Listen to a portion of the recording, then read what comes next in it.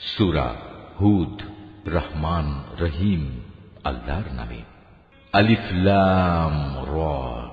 এ কোরআন হচ্ছে এমন একটি কিতাব যার আয়াতসমূহকে অত্যন্ত সুস্পষ্ট ও সুবিন্যস্ত করে রাখা হয়েছে। অতঃপর বর্ণনাসমূহ এখানে বিশদভাবে বলে দেয়া হয়েছে। এ কিতাব এক প্রজ্ঞাময় সর্বজ্ঞ সত্তার কাছ থেকেই তোমার কাছে এসেছে। এর বক্তব্য হচ্ছে, তোমরা আল্লাহ তাআলা ছাড়া আর কারো গোলামি করবে না, আর আমি তো তোমাদের জন্য তার কাছ থেকে আযাবের ভয় প্রদর্শনকারী ও জান্নাতের সুসংবাদ দানকারী মাত্র। এর উদ্দেশ্য হচ্ছে তোমরা যেন তোমাদের মালিকের দরবারে তোমাদের গুনাহ খাতার জন্য ক্ষমা চাইতে পারো, অতঃপর গুনাহ থেকে তওবা করে তাঁর দিকে ফিরে আসতে পারো। তাহলে তিনি তোমাদের একটি সুনির্দিষ্ট সময়সীমা পর্যন্ত উত্তম জীবন সামগ্রী দান করবেন এবং প্রতিটি মর্যাদাবান ব্যক্তিকে তার মর্যাদা অনুযায়ী পাওনা আদায় করে দেবেন। আর যদি তোমরা মুখ ফিরিয়ে নাও, তাহলে আমি অবশ্যই তোমাদের জন্য একটি কঠিন দিনের আযাবের ভয় করছি। কেননা এ জীবনের শেষে তোমাদের সবাইকে আল্লাহ তাআলার কাছেই ফিরে যেতে হবে এবং তিনি সর্ববিষয়ের উপর একক ক্ষমতাবান। সাবধান, এ নির্বোধ লোকেরা মনের কথা দিয়ে কিন্তু নিজেদের অন্তরসমূহকে ঢেকে রাখে, যেন আল্লাহর কাছ থেকে তা লুকিয়ে রাখতে পারে।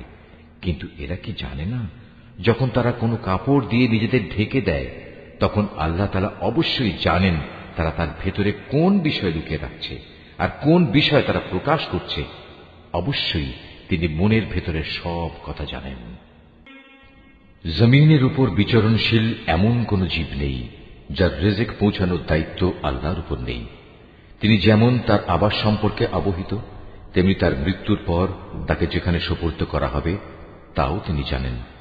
এসব কথা একটি সুস্পষ্ট গ্রন্থে লিপিবদ্ধ আছে। আর তিনি আল্লাহ তাআলা, যিনি আসমান সমূহ ও জমিন 6 দিনের মধ্যে সৃষ্টি করেছেন। সে সময় তার আরশ ছিল পানির উপর। এ সৃষ্টি কৌশলের লক্ষ্য ছিল যেন তিনি এটা যাচাই করে নিতে পারেন তোমাদের মধ্যে কে তার আচার আচরণে সর্বোৎকৃষ্ট। হে নবী, আজ যদি তুমি এদের বলো মৃত্যুর পর তোমাদের অবশ্যই পুনরুত্থিত করা হবে, তাহলে যেসব মানুষ কুফরের রাস্তা গ্রহণ করেছে তারা সাথে সাথেই বলবে, এ কিতাব তো সুস্পষ্ট জাদু ছাড়া আর কিছুই নয়। আমি যদি নির্দিষ্ট একটা মেয়াদের জন্য তাদের এ আযাব তাদের কাছ থেকে সরিয়ে রাখি, তাহলে তামাশার ছলে ওরা বলবে, কোন জিনিস এখন এই আযাবকে আটকে রেখেছে? অথচ যেদিন এ আযাব তাদের উপর এসে পতিত হবে, সেদিন এ আযাব তাদের কাছ থেকে সরাবার কেউ থাকবে না। যে আযাব নিয়ে তারা হাসি বিদ্রুপ করছিল তা তাদের পরিবেষ্টন করে ফেলবে। আমি যদি মানুষকে একবার আমার রহমতের স্বাদ আস্বাদন করাই এবং পরে কোনো কারণে যদি তা তার কাছ থেকে ছিনিয়ে নিই, তাহলে সে নিরাশ ও অকৃতজ্ঞ হয়ে পড়ে।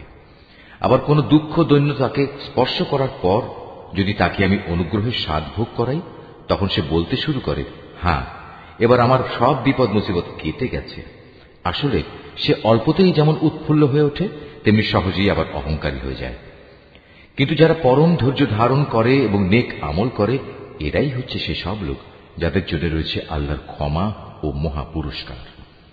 হে নবী, কাফেররা মনে করে সম্ভবত তোমার কাছে যা ওহী নাজিল হয় তার কিয়দংশ তুমি ছেড়ে দাও, এবং এ কারণে তোমার মনোকষ্ট হবে যখন তারা বলে বসবে, এ ব্যক্তির ওপর কোনো ধনভাণ্ডার অবতীর্ণ হল না কেন, কিংবা তার সাথে সাক্ষ্য দেওয়ার জন্য কোনো ফেরেশতা এলো না কেন। তুমি এতে মনক্ষুণ্ণ হও না। তুমি তো হচ্ছে পরকালের আযাবের ভয় প্রদর্শনকারী একজন রসুল মাত্র। যাবতীয় কাজকর্মের আসল কর্ম বিধায়ক তো হচ্ছেন স্বয়ং আল্লাহ তাআলা। অথবা এরা কি একথা বলে মুহাম্মদ নামের ব্যক্তি কোরআন নিজে নিজে রচনা করে নিয়েছে? হে নবী, তুমি তাদের বলো, তোমরা যদি তাই মনে করো তাহলে নিয়ে এসো এর অনুরূপ মাত্র 10টি স্বরচিত সূরা এবং আল্লাহ তাআলা ছাড়া অন্য যাদের তোমরা সাহায্যের জন্য ডাকতে পারো তাদের ডেকে নাও, যদি তোমরা তোমাদের দাবিতে সত্যবাদী হও। আর যদি তারা তোমাদের কথায় সাড়া না দেয়, তাহলে জেনে রেখো এটা কিতাব আল্লাহর জ্ঞান ও কুদরত দ্বারাই নাজিল করা হয়েছে। তিনি ব্যতীত আর কোনো মাবুদ নেই। বলো, এখন কি তোমরা ইসলাম গ্রহণ করবে? যদি কোনো ব্যক্তি শুধু এ পার্থিব জীবন ও তার প্রাচুর্য ভোগ করতে চায়, তাহলে আমি তাদের সবাইকে তাদের কর্মের প্রতিফল এ দুনিয়ার মধ্যেই যথাযথ আদায় করে দিই, এবং সেখানে তাদের বৈষয়িক পাওনা কোনো অংশেই কম করা হবে না। আসলে এরাই হচ্ছে সেসব দুর্ভাগা লোক যাদের জন্য পরকালে জাহান্নামের আগুন ছাড়া আর কিছুই থাকবে না। দুনিয়ার জীবনে যেখানে যা কিছু তারা বানিয়েছে তা সব হবে বেকার, যা কিছু তারা দুনিয়ায় করে এসেছে তা সবই হবে নিরর্থক। অতঃপর যে ব্যক্তি তার মালিকের পক্ষ থেকে নাজিল করা একটি সুস্পষ্ট প্রমাণের উপর প্রতিষ্ঠিত রয়েছে এবং তা সে তেলাওয়াত করে, যার উপর স্বয়ং তার পক্ষ থেকে মুহাম্মদ সাক্ষী হয়ে রয়েছে, তদুপরি রয়েছে তার পূর্ববর্তী মুসার কিতাব, যা তাদের জন্য পথপ্রদর্শক ও রহমত, এরা এর উপর ঈমান আনে। মানব দলের মধ্যে যে অতঃপর একে অস্বীকার করবে তার প্রতিশ্রুত স্থান হচ্ছে জাহান্নামের আগুন। সুতরাং তুমি সে ব্যাপারে কোন রকম সন্দিগ্ধ হইও না। এ সত্য হচ্ছে তোমার মালিকের পক্ষ থেকে নাজিল করা, কিন্তু অধিকাংশ মানুষই ঈমান আনে না। আল্লাহ তাআলা সম্বন্ধে যে মিথ্যা রচনা করে তার চাইতে বড় জালেম আর কে হতে পারে? এ লোকদের যখন কিয়ামতের দিন তাদের মালিকের সামনে হাজির করা হবে এবং তাদের বিপক্ষীয় সাক্ষীরা যখন বলবে, হে আমাদের মালিক, এরাই হচ্ছে সে ব্যক্তি যারা তাদের মালিকের বিরুদ্ধে মিথ্যা কথা রচনা করেছিল। হ্যাঁ, আজ জালেমদের উপর আল্লাহ তাআলার অভিসম্পাত।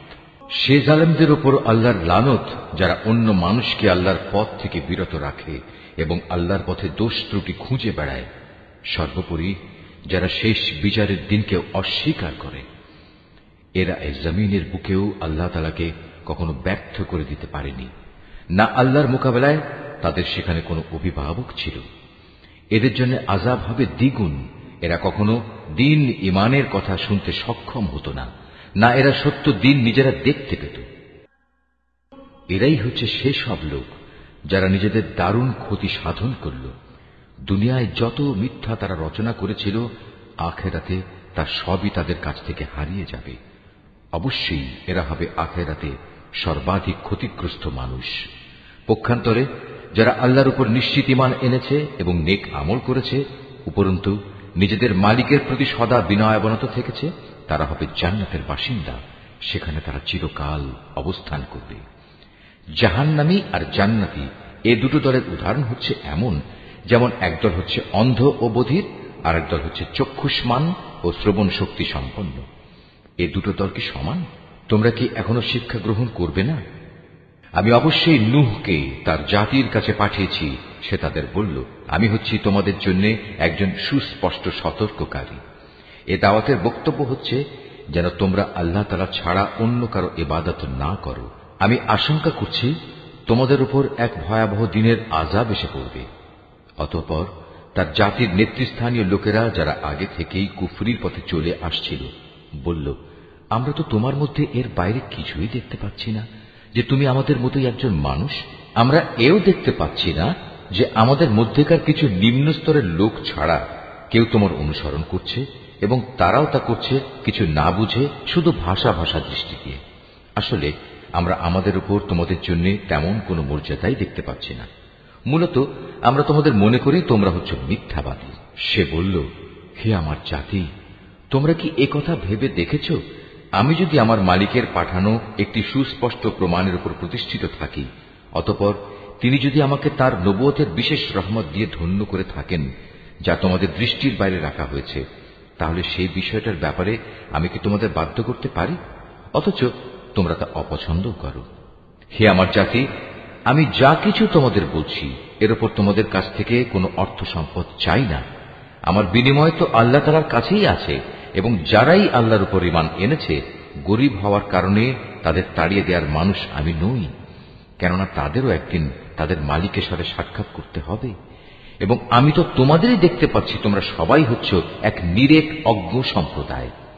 হে আমার জাতি, আমি যদি তোমাদের কথায় গরীবদের তাড়িয়ে দেই, তাহলে এজন্য আল্লাহ তাআলার শাস্তি থেকে আমাকে কে বাঁচিয়ে দেবে? তোমরা কি অনুধাবন করতে পারছ না? আমি তো তোমাদের কখন এই কথা বলি না যে আমার কাছে আল্লাহর ধনভাণ্ডার আছে, না আমি গায়েবের কোনো খবর রাখি, না আমি একজন ফেরেশতা, না আমি সেসব লোকের ব্যাপারে যাদের তোমাদের দৃষ্টি হেয় করে দেখে। এটা বলতে পারি, আল্লাহ তাআলা কখনো তাদের কোনো কল্যাণ দান করবেন না। আল্লাহ তাআলা নিজেই তা ভালো জানেন। তাদের মনে যা কিছু লুকিয়ে আছে, আমি যদি এমন কিছু বলি, তাহলে সত্যি সত্যি আমি জালেমদের দলে শামিল হয়ে যাব। লোকেরা বলল, হে নূহ, এই বিষয়টা নিয়ে তুমি আমাদের সাথে বাক বিতণ্ডা করছো এবং বিতণ্ডা তুমি একটু অতি মাত্রাই করে ফেলেছ। তুমি যদি সত্যবাদী হও তাহলে সে আযাবের জিনিসটাই আমাদের জন্য নিয়ে এসো, যার ভয় তুমি আমাদের দেখাচ্ছ। সে বলল, তা তো আল্লাহ তাআলাই তোমাদের কাছে আনবেন যদি তিনি চান, আর তেমন কিছু হলে তোমরা কখনো তাকে ব্যর্থ করে দিতে পারবে না। আসলে তোমাদের জন্য আমার এই শুভ কামনা কোনো কাজেই আসবে না। আমি তোমাদের ভালো কামনা করলে তাও কার্যকর হবে না যদি আল্লাহ তাআলা তোমাদের গোমরা করে দিতে চান, কারণ তিনিই হচ্ছেন তোমাদের মালিক এবং তার কাছেই তোমাদের সবাইকে ফিরে যেতে হবে। হে নবী, এরা কি বলছে এ গ্রন্থটা সে ব্যক্তি নিজেই রচনা করে নিয়েছে? তুমি বলো, যদি আমি তা রচনা করে থাকি তাহলে এ অপরাধের দায়িত্ব আমার উপর। তবে এ মিথ্যা অভিযোগ আরোপ করে যে অপরাধ তোমরা করছো তা থেকে আমি সম্পূর্ণ মুক্ত। আর নূহের উপর ওহী পাঠানো হল যে তোমার জাতির লোকদের মধ্যে থেকে যারা ঈমান এনেছে তারা ছাড়া আর কেউই নতুন করে ঈমান আনবে না। সুতরাং এরা যা কিছু করছে, হে নবী, তুমি তার জন্য দুঃখ করো না। তুমি আমারই তত্ত্বাবধানে আমারই ওহীর আদেশে একটি নৌকা বানাও, এবং যারা জুলুম করেছে তাদের ব্যাপারে তুমি আমার কাছে কোনো আবেদন নিয়ে হাজির হয়ে না। নিশ্চয়ই তারা নিমজ্জিত হবে। পরিকল্পনা মোতাবেক সে নৌকা বানাতে শুরু করল। যখনই তার জাতির নেতৃস্থানীয় লোকেরা তার পাশ দিয়ে আসা যাওয়া করত, তখন নূহকে নৌকা বানাতে দেখে তাকে দিয়ে হাসাহাসি শুরু করে দিত। সে বলল, আজ তোমরা যদি আমাদের উপহাস করো তাহলে মনে রেখো, যেভাবে আজ তোমরা আমাদের উপর হাসছ, একদিন আমরাও তোমাদের উপর হাসব। অচিরেই তোমরা জানতে পারবে কার উপর এমন আযাব আসবে যা তাকে দুনিয়াতে অপমানিত করবে, এবং পরকালে কঠিন ও স্থায়ী আযাব কার জন্য নির্দিষ্ট। অবশেষে তাদের কাছে আযাব সম্পর্কিত আমার আদেশ এসে পৌঁছল, এবং চুলো থেকে একদিন পানি উথলে উঠল। আমি নূহকে বললাম, সম্ভাব্য প্রত্যেক জীবের পুরুষ স্ত্রীর এক এক জোড়া এতে উঠিয়ে নাও, সাথে তোমার পরিবার পরিজনদেরও ওঠাও, তাদের বাদ দিয়ে যাদের ব্যাপারে আগেই সিদ্ধান্ত ঘোষিত হয়েছে, এবং তাদেরও নৌকায় উঠিয়ে নাও যারা ঈমান এনেছে। মূলত তার সাথে আল্লাহর উপর খুব কম সংখ্যক মানুষ ঈমান এনেছিল। সে তার সাথীদের বলল, তোমরা এতে উঠে পড়ো, আল্লাহর নামে এর গতি ও স্থিতি নির্ধারিত হবে। নিশ্চয়ই আমার মালিক ক্ষমাশীল ও পরম দয়ালু। অতঃপর সে নৌকা পাহাড় সম বড় বড় ঢেউয়ের মধ্যে তাদের বয়ে নিয়ে চলতে থাকল। নূহ তার ছেলেকে নৌকায় আরোহণ করার জন্য ডাকল। সে আগে থেকেই দূরবর্তী এক জায়গায় দাঁড়িয়েছিল। হে আমার ছেলে, আমাদের সাথে নৌকায় ওঠো, আজ এমনই একটি কঠিন দিনে তুমি কাফেরদের সাথী হইও না। সে বলল, পানি বেশি দেখলে আমি কোনো পাহাড়ে গিয়ে আশ্রয় নেব, এবং তা আমাকে পানি থেকে বাঁচিয়ে দেবে। নূহ বলল, কিন্তু আজ তো কেউই আল্লাহর গজবের হুকুম থেকে কাউকে বাঁচাতে পারবে না, তবে যার উপর আল্লাহ তাআলা দয়া করবেন সেই শুধু আজ রক্ষা পাবে। পিতা পুত্র যখন কথা বলছিল তখন হঠাৎ করে একটা বিশাল ঢেউ তাদের উভয়কে বিচ্ছিন্ন করে দিল। মুহূর্তের মধ্যেই সে নিমজ্জিত লোকদের অন্তর্ভুক্ত হয়ে গেল। অতঃপর বলা হল, হে জমিন, তুমি এবার তোমার পানি গিলে নাও। হে আসমান, তুমিও পানি বর্ষণ থেকে ক্ষান্ত হও। অতএব পানির প্রচণ্ডতা প্রশমিত হল এবং আল্লাহর কাজও সম্পন্ন হল। নূহের নৌকা গিয়ে স্থির হল জুদি পাহাড়ের উপর। আল্লাহর ঘোষণা ধ্বনিত হল, জালেম সম্প্রদায়ের লোকেরা নিঃশেষিত হয়ে বহু দূরে চলে গেছে। নূহ তার ছেলেকে ডুবতে দেখে তার মালিককে ডেকে বলল, হে আমার মালিক, আমার ছেলে তো আমারই পরিবারের এক সদস্য। আমার আপনজনদের ব্যাপারে তোমার ওয়াদা অবশ্যই সত্য, আর তুমিই হচ্ছ সর্বোচ্চ বিচারক। আল্লাহ বললেন, হে নূহ, সে তোমার পরিবারের অন্তর্ভুক্ত নয়, সে তো হল এক অসৎ কর্মপরায়ণ ব্যক্তি। অতএব তোমার যে বিষয়ের জ্ঞান নেই সে বিষয়ে আমার কাছে তুমি কিছু চেও না। আমি তোমাকে উপদেশ দিচ্ছি, নিজেকে কোনো অবস্থায় জাহেলদের দলে সামিল করো না। সে বলল, হে আমার মালিক, যে বিষয় সম্পর্কে আমার কোনো জ্ঞান নেই সে ব্যাপারে কিছু চাওয়া থেকে আমি তোমার কাছে পানা চাই। তুমি যদি আমাকে মাফ না করো এবং আমার ওপর দয়া না করো তাহলে আমি ক্ষতিগ্রস্তদের অন্তর্ভুক্ত হয়ে যাব। তাকে বলা হলো, হে নূহ, বন্যার পানি নেমে গেছে, এবার তুমি নৌকা থেকে নেমে পড়ো। তোমার উপর, তোমার সাথে যারা আছে তাদের উপর আমার দেয়া সালাম ও বরকতের সাথে। অপর সম্প্রদায় সমূহকে আমি আবার তাদের জীবনের যাবতীয় উপকরণ প্রদান করব, তবে নাফরমানির জন্য আমার কাছ থেকে মর্মান্তিক শাস্তিও তাদের ভোগ করতে হবে। হে নবী, এগুলো হচ্ছে অদৃশ্য জগতের খবর, যা আমি তোমাকে ওহীর মাধ্যমে জানিয়ে দিচ্ছি। এর আগে না তুমি এগুলো জানতে, না তোমার জাতি এগুলো জানত। অতএব তুমি ধৈর্য ধারণ করো, কারণ ভালো পরিণাম ফল সব সময়ই পরেজগার ব্যক্তির জন্যই নির্দিষ্ট থাকে। আর আমি আদ জাতির কাছে তাদেরই এক ভাই হুদকে পাঠিয়েছিলাম। সে তাদের বলল, হে আমার জাতি, তোমরা ইবাদত করো একমাত্র আল্লাহ তাআলার, তিনি ছাড়া তোমাদের আর কোনো মাবুদ নেই। তোমরা তো কতিপয় মিথ্যা রচনাকারী ছাড়া আর কিছুই নাও। হে আমার জাতি, আল্লাহর দিকে ডেকে এর জন্য আমি তোমাদের কাছে কোনো পারিশ্রমিক দাবি করছি না। আমার যাবতীয় পাওনা তো আল্লাহ তাআলার কাছেই, যিনি আমাকে পয়দা করেছেন। তোমরা কি বুঝতে পারছো না? হে আমার জাতি, তোমরা তোমাদের মালিকের কাছে গুনাহ খাতা মাফ চাও, অতঃপর তোমরা তাঁর দিকেই ফিরে আসো। তিনি খুশি হয়ে তোমাদের উপর প্রচুর বৃষ্টি বর্ষণকারী মেঘমালা পাঠাবেন এবং তোমাদের আরো শক্তি যুগিয়ে তোমাদের বর্তমান শক্তি আরো বাড়িয়ে দেবেন। অতএব তোমরা অপরাধী হয়ে তার ইবাদত থেকে মুখ ফিরিয়ে নিও না। তারা বলল, হে হুদ, তুমি তো আমাদের কাছে ধরা ছোঁয়ার মতো কোনো স্পষ্ট দলিল প্রমাণ নিয়ে আসনি। শুধু তোমার মুখের কথায় আমরা কিন্তু আমাদের দেবতাদের ছেড়ে দেওয়ার লোক নই। আমরা তোমার উপর বিশ্বাস করে মোমেনও হয়ে যাব না। আমরা তো বরং বলি, আসলে আমাদের কোনো দেবতা অশুভ কিছু দ্বারা তোমাকে আবিষ্ট করে ফেলেছে। এ উদ্ভট কথা শুনে সে বলল, আমি আল্লাহকে সাক্ষী করছি এবং তোমরাও আমার এই কথায় সাক্ষী হও। তোমরা যেভাবে আল্লাহর সাথে শিরক করো, আমি তা থেকে সম্পূর্ণ মুক্ত। যাও, তোমরা সবাই মিলে আল্লাহ তাআলাকে বাদ দিয়ে আমার বিরুদ্ধে যত রকম ষড়যন্ত্র করতে চাও করো, অতঃপর আমাকে কোন রকম প্রস্তুতির অবকাশ দিও না। আমি তো আল্লাহ তাআলার উপরই ভরসা করি, যিনি আমার মালিক, তোমাদেরও মালিক। বিচরণশীল এমন কোন প্রাণী নেই যার নিয়ন্ত্রণ তাঁর হাতের মুঠোয় নয়। অবশ্যই আমার মালিক সঠিক পথের উপর রয়েছেন। এ সত্ত্বেও যদি তোমরা মুখ ফিরিয়ে নাও, তাহলে জেনে রেখো, আমি যে পয়গাম তোমাদের কাছে পৌঁছে দেওয়ার জন্য প্রেরিত হয়েছিলাম তা আমি তোমাদের কাছে পৌঁছে দিয়েছি। অচিরেই আমার মালিক অন্য কোন জাতিকে তোমাদের স্থলাভিষিক্ত করবেন। সে অবস্থায় তোমরা তার কোনো ক্ষতি সাধন করতে পারবে না। অবশ্যই আমার মালিক প্রত্যেকটি বস্তুরই রক্ষণাবেক্ষণ করেন।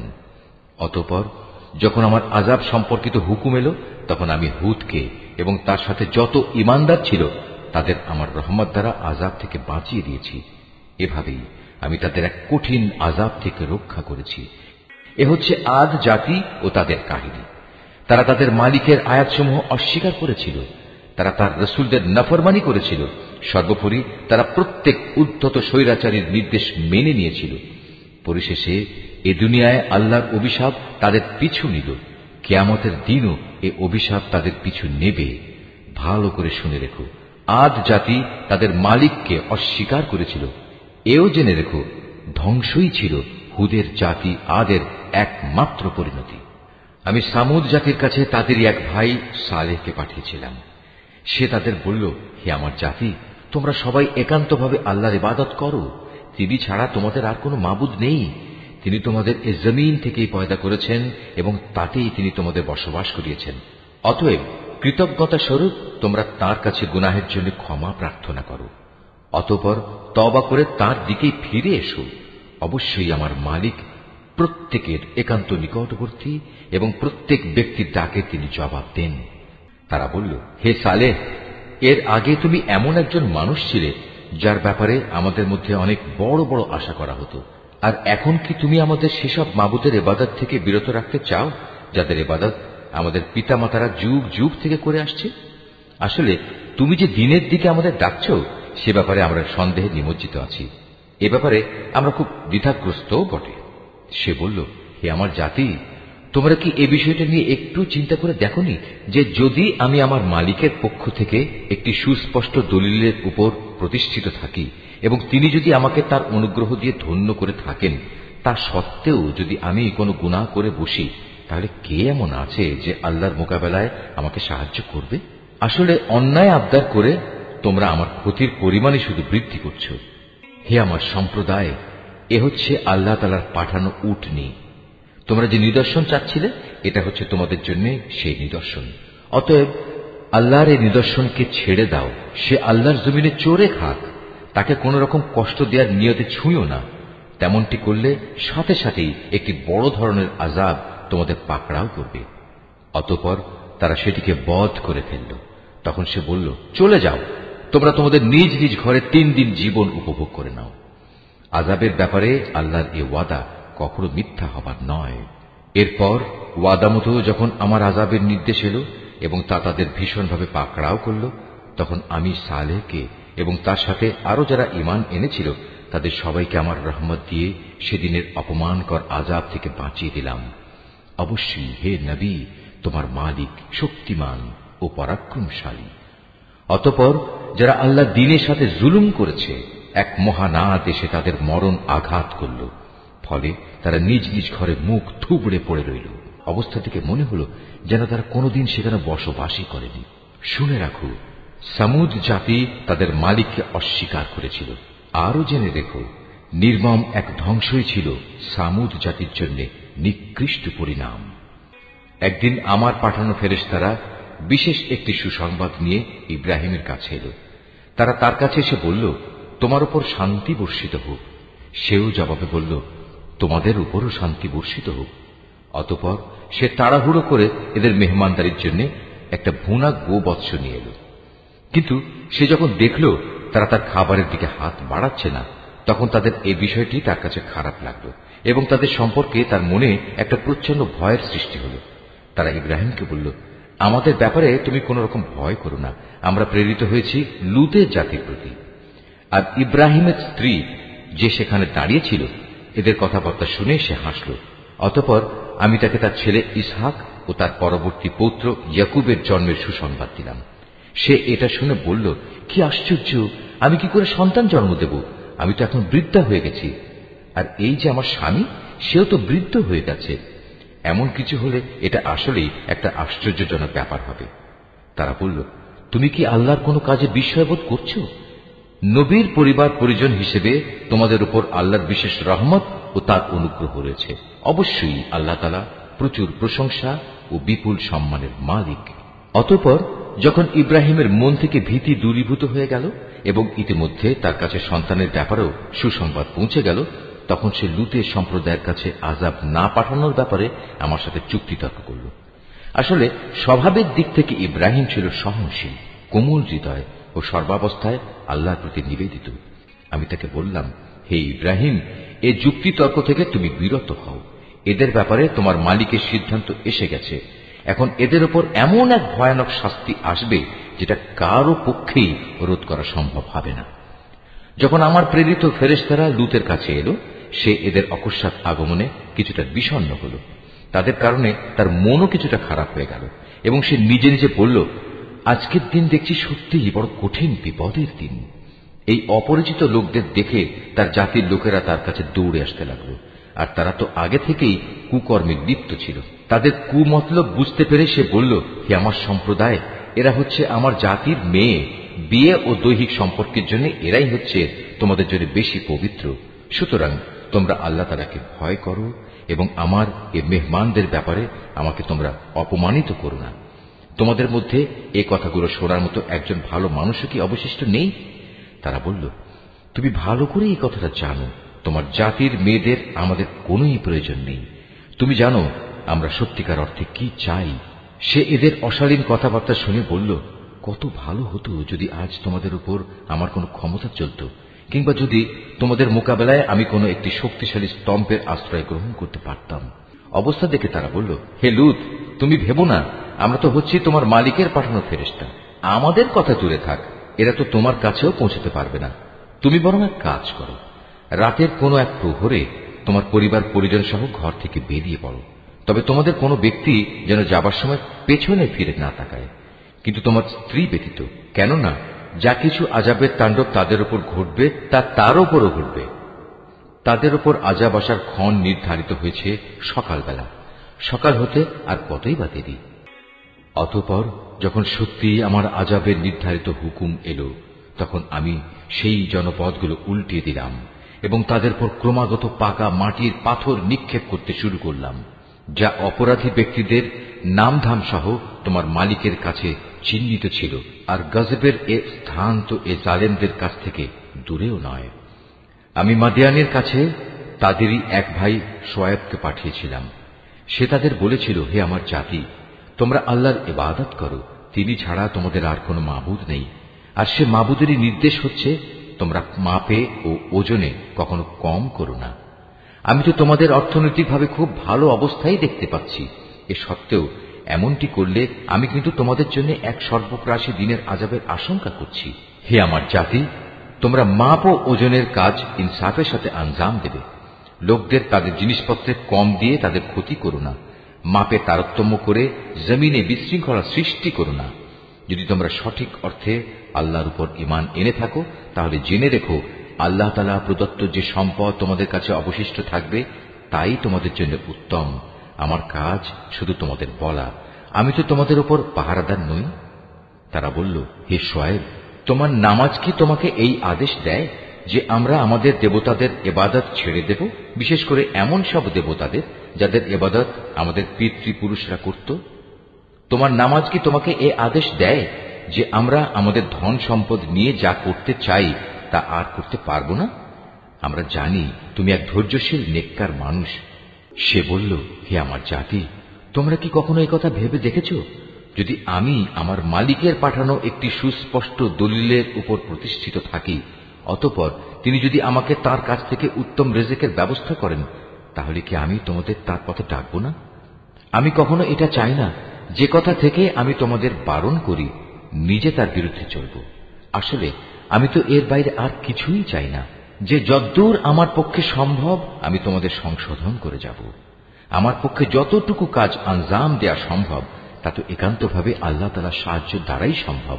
আমি তো সম্পূর্ণত তার উপরই নির্ভর করি এবং সব ব্যাপারে আমি তাঁরই দিকে ধাবিত হই। হে আমার জাতি, আমার বিরুদ্ধে তোমাদের জেদ এবং শত্রুতা যেন তোমাদের জন্য এমন এক আযাবজনিত বিষয়ের কারণ না হয়ে দাঁড়ায় যে তোমাদের উপরও সে ধরনের কিছু আপতিত হবে, যেমনটি নূহ কিংবা হুদ অথবা সালেহ জাতির উপর আপতিত হয়েছিল। আর লুতের সম্প্রদায়ের পাথর বর্ষণের সে স্থানটি তো তোমাদের থেকে খুব বেশি দূরেও নয়। তোমরা তোমাদের মালিকের কাছে নিজেদের গুনার জন্য ক্ষমা প্রার্থনা করো, অতঃপর তওবা করে তাঁর দিকেই ফিরে এসো। অবশ্যই আমার মালিক পরম দয়ালু ও স্নেহময়। তারা বলল, হে শুআয়ব, তুমি যে ভালো ভালো কথাবার্তা বলো তার অধিকাংশ কথাই আমাদের ঠিকমতো বুঝে আসে না। আসল কথা হচ্ছে, আমরা তোমাকে দেখতে পাচ্ছি তুমি আমাদের মাঝে খুবই দুর্বল। আমাদের মাঝে তোমার আপন গোত্রের লোক না থাকলে আমরা অবশ্যই তোমাকে পাথর নিক্ষেপ করে হত্যা করতাম। তাছাড়া তুমি তো আমাদের উপর খুব শক্তিশালীও নও যে অতঃপর আমাদের কাছ থেকে প্রতিশোধ নিতে পারবে। সে বলল, হে আমার জাতি, তোমাদের কাছে আমার গোত্রীয় ভাই বন্ধু কি আল্লাহ তাআলার চাইতে বেশি শক্তিশালী যে তোমরা ওদের দোহাই দিচ্ছ? আল্লাহ তাআলাকে কি তোমরা তোমাদের পেছনে ফেলে রাখলে? জেনে রেখো, তোমরা এখন যা কিছু করছো আমার মালিকের জ্ঞানের পরিধি দ্বারা তা পরিবেষ্টিত হয়ে আছে। হে আমার সম্প্রদায়, তোমরা তোমাদের জায়গায় যা কিছু করতে চাও করে যাও, আমিও আমার জায়গায় যা করার করে যাব। অচিরেই তোমরা একথা জানতে পারবে কার উপর এমন আযাব আসবে যা তাকে অপমানিত করে ছাড়বে, আর কে মিথ্যাবাদী তাও তখন জানা যাবে। অতএব তোমরা সেদিনের প্রতীক্ষা করো, আমিও তোমাদের সাথে প্রতীক্ষা করব। পরিশেষে যখন আমার আযাবের সিদ্ধান্ত এলো, তখন আমি শুআয়বকে এবং তার সাথে যে কয়জন মানুষ ঈমান এনেছিল তাদের সবাইকে আমার নিজস্ব রহমত দ্বারা প্রলয়ঙ্কারী আযাব থেকে বাঁচিয়ে দিলাম। অতঃপর যারা আল্লাহর সাথে জুলুম করেছে সেদিন তাদের উপর মহানাদ আঘাত করল, ফলে মুহূর্তের মাঝেই তারা নিজেদের ঘরে এদিক সেদিকে উপর হয়ে পড়ে রইল। অবস্থা এমন হল যেন সে জনপদে কখনো তারা কোনো প্রাচুর্যই অর্জন করেনি। শুনে রেখো, এ ধ্বংসই ছিল মাদিয়ানের চূড়ান্ত পরিণাম, ঠিক যেমন ধ্বংসকর পরিণাম হয়েছিল তার পূর্ববর্তী সম্প্রদায় সামুদের। আমি মূসাকে তার জাতির কাছে আমার নিদর্শন সমূহ ও নবুয়তের সুস্পষ্ট দলিল সহ পাঠিয়েছিলাম।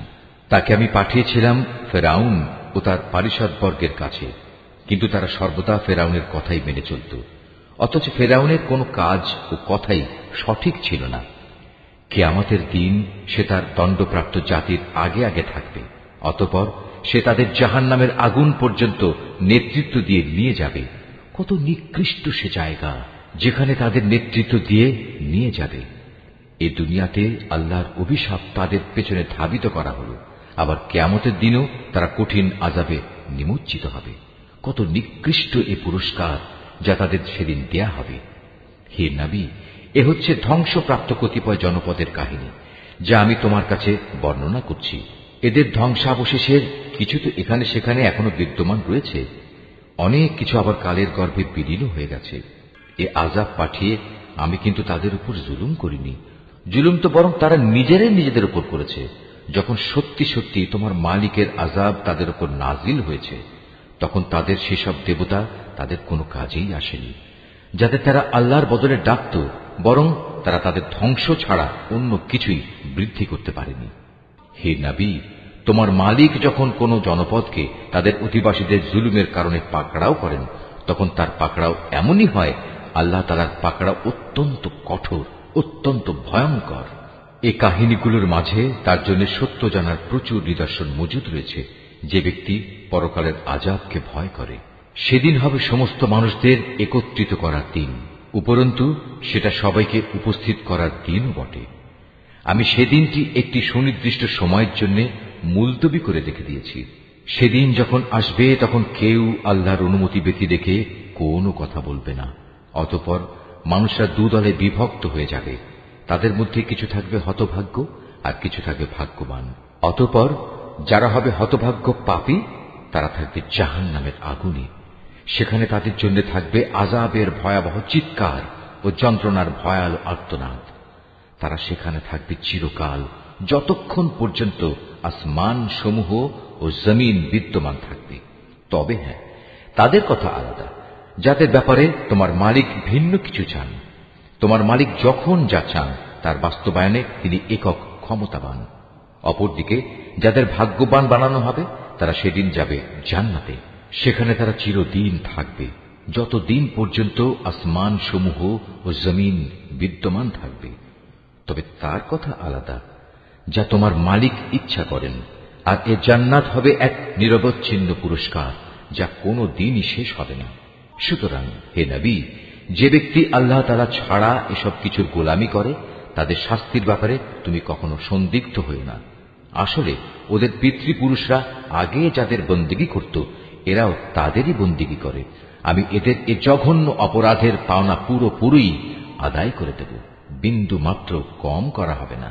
হে নবী, আমি মুসাকেও কিতাব দিয়েছিলাম, অতঃপর বনী ইসরাইলের তরফ থেকে সে কিতাবেও নানা রকম মতবিরোধ সৃষ্টি করা হয়েছিল।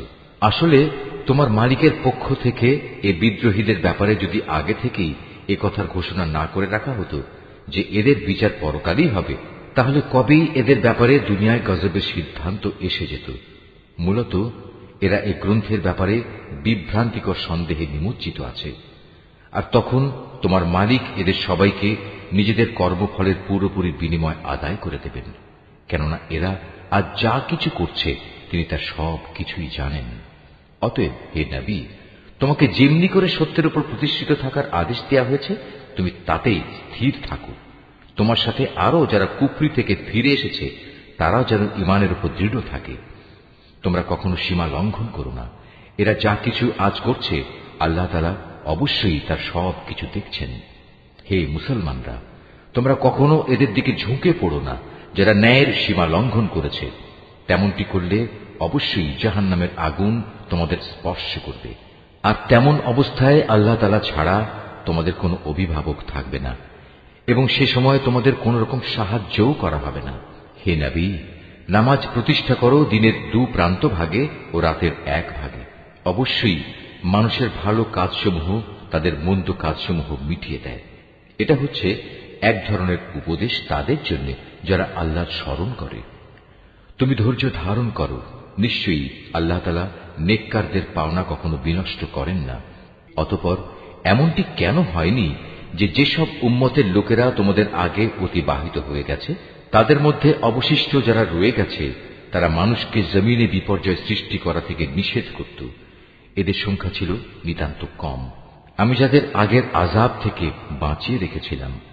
আর জালেমরা তো যে বৈষয়িক প্রাচুর্য ছিল তার পেছনেই পড়ে থেকেছে, তারা ছিল আসলেই অপরাধী।